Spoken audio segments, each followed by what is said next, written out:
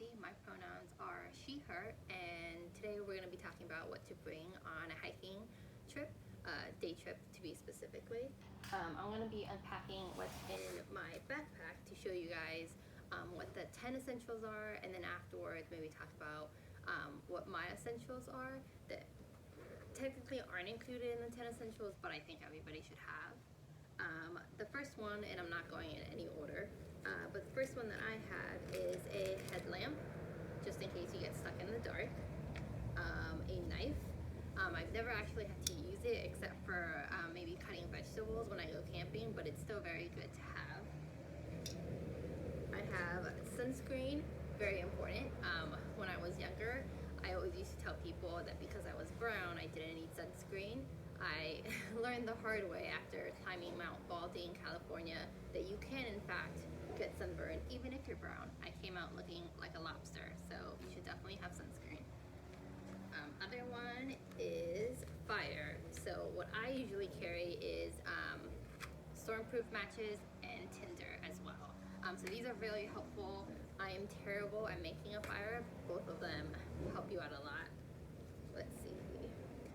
Another thing that you should have is water. So I have a water bottle. This is usually filled. What I like to do is pack it like halfway with ice cubes and fill the rest with water. That way by the time you get to the hiking trail, you have like ice cold water. Including water is water purification or a filter. Usually you want to have that in addition to a regular water bottle.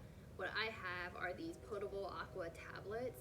So the way it works is I would usually fill up my water bottle and then I would put 2 of these tablets in there, wait 35 minutes, and then it'll be good enough to drink. It does leave like a funny taste, but they do sell other pills that you can use in conjunction with that, so it kind of equalizes the taste a little bit. And then in addition to that, let's see, I also have food. I have some cuties and an apple. I usually like to bring something heavier like a sandwich if I'm going on a really long day trip.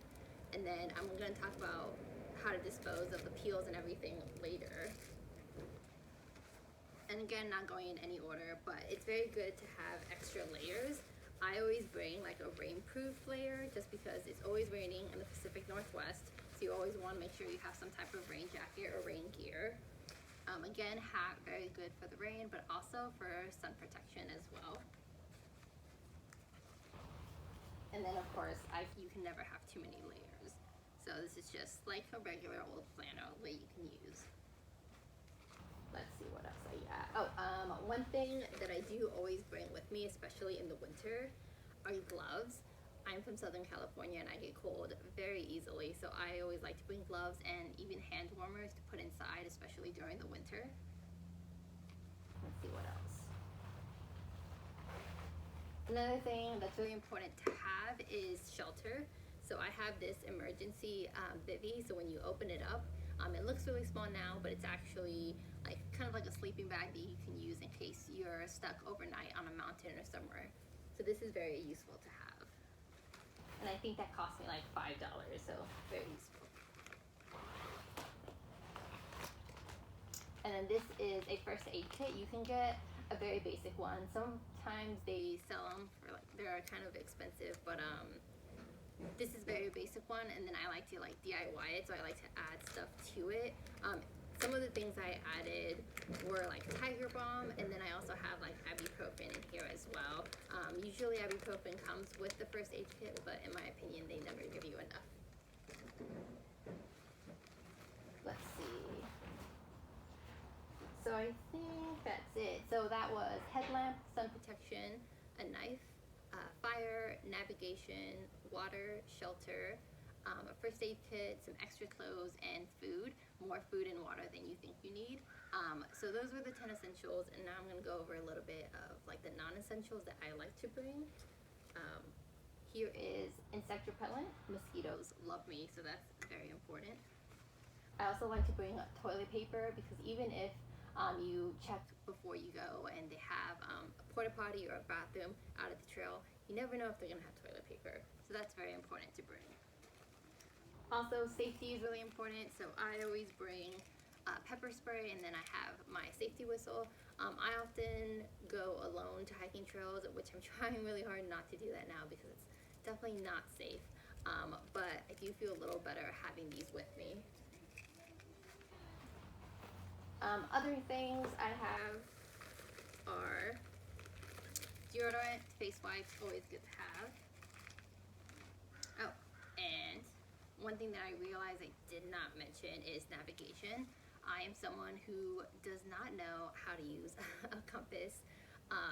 So that's something that I definitely need to use. So what I do is I use my phone. I like to download apps beforehand. One good app is All Trails.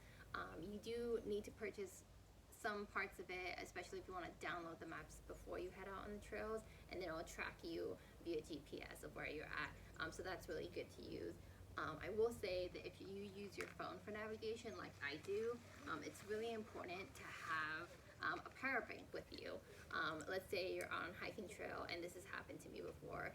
You're like 10 hours hiking this like really intense thing, and your battery dies. So it's really important to make sure that this is fully charged so that you can charge your phone and make sure you keep track of where you're at. I usually charge it, the power bank and my phone while I'm driving out to the trail, and I'll make sure both of them are fully charged on the way.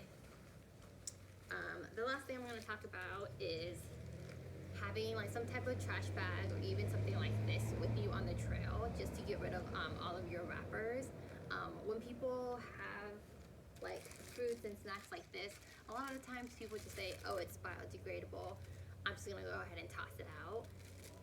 That's honestly not the best. Littering is bad no matter if it's biodegradable or not, but people should really be aware of really how long it takes, and apple core takes at least 2 months to biodegrade, and then a banana peel, I've been told, takes up to 2 years. And you don't want to be hiking the same trail and then have to see someone else's banana peel for 2 years. And another misconception is the idea that animals will eat it. That's honestly not healthy. You don't know what you're introducing to that animal or to the environment. You can be creating like non-native plants in that environment. You can be deteriorating that animal from like getting substance like naturally, and instead of teaching it to fend for itself, you're teaching it to get closer to the road, closer to the trails where there's humans, and that's honestly not good. So even if it is biodegradable, still put your banana peels and orange peels and apple cores in like a little Ziploc bag or a trash bag, and make sure you pack it out with you. The idea is that you pack it in and pack it out. Whatever you bring to the trail, you bring it out, and that's the idea of having no trace. But yeah, that is essentially all that I have, and if you guys have any other ideas, just let me know.